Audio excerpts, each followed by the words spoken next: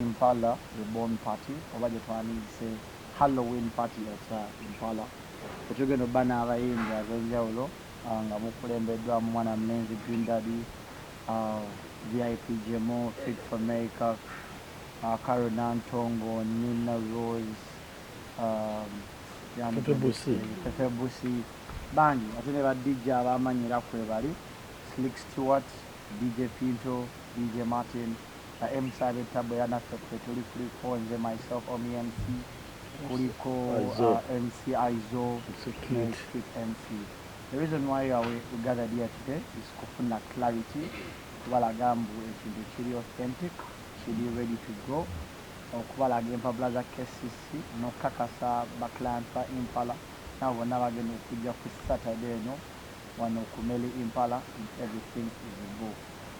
Kumbeeza nga kwe tuli eri to my extreme y'omu ku ba main acts abagenda okubeerako Mwana Mulenzi, Green Daddy na Green Daddy sooka obuuze ku bantu ne TV station ezikozesa mwe bali kujja tuli wano clarifying nti this Saturday ekintu kiri official kyaddala gye kiri wakyali kubuusabuusa konna kasitolaba ekintu nga kino nga tuvuddeyo nga omukulu wagambye ne management yonna kulwomukaga nze ndi wano bategeeza nti wetuli abayimbi bonna webali nabatasobodde kujja kuba ku press conference abamu bali Bulaaya nga omanyi abayimbi naye fe abasobodde okujja tuzze tegeeze eggwanga ti kulwomukaga luno ekigenda okubeera ku Impala eno firimu ya masasi yennyini sikuzannya tugenda bayimbira ennyimba zonna ne badijje bakuba endongo mubimanyi babanga David akikuttemu mumanyi ekisobola okuvaayo kitegeera Green Daddy ndi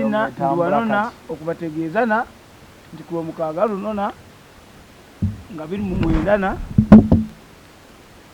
patena eri ku Mali Impalana, so oba toli ku Mali Impalana awo ogenda kwerimba na teri patena gyogenda kubana kulwomukaga lunona musaleko na tunyumirwe na abayimbi banjina ne Green Daddy na wamwendina David na yategese na ebintu era bibanyina.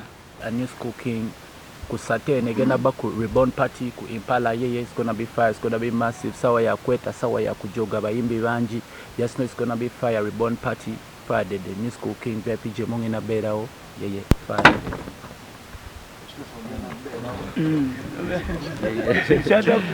Kinchata busedda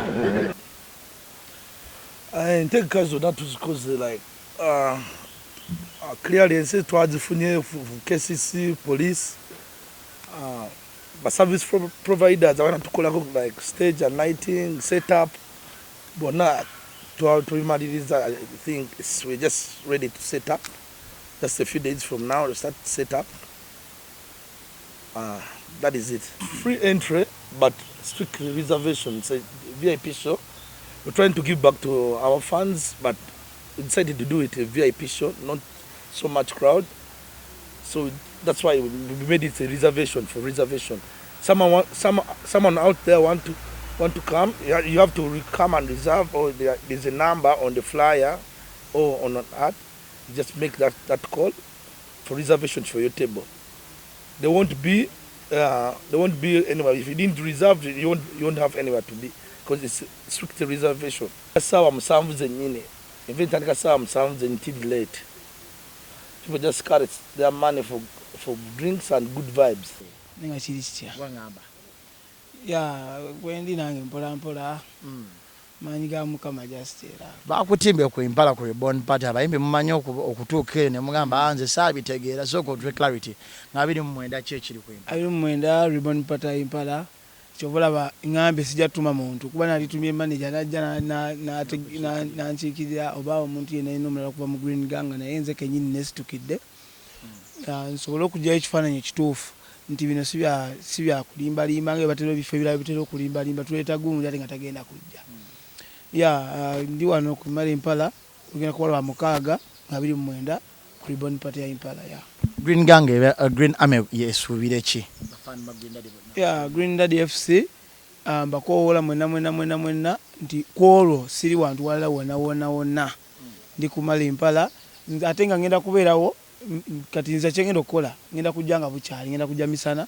bafani bange bonna bagala okwekubya ko nange bifaananyi okukiringako nange ndabawo ku table kujja okubayo napo bimanyi tusobole kale si just show wabula nze ngenda kikakozesa ate nange nga meet and greet y'abafaani bange. You have a brand new project Nansanana. Let's first go there. The jam is etambudde bulungi ogenza okukola video yayo nga already like audio atambudde bulungi. Attribute your success to like a vow. Yeah, kinga bwe nagambye okusooka maanyi ga Mukama. Temuli atiranga mbadde nfulumya ennyimba bulijjo nengenda mu studio nenkola oluyimba nengenda nenkola video nenfulumya management ne promotinga just kino kyabaddeko amaanyi ga Mukama ag'enjawulo. Tugambe nti olulimi olunana katwe luliko leluliko era ndi musanyufu nga wala akasimayira akali ku face yange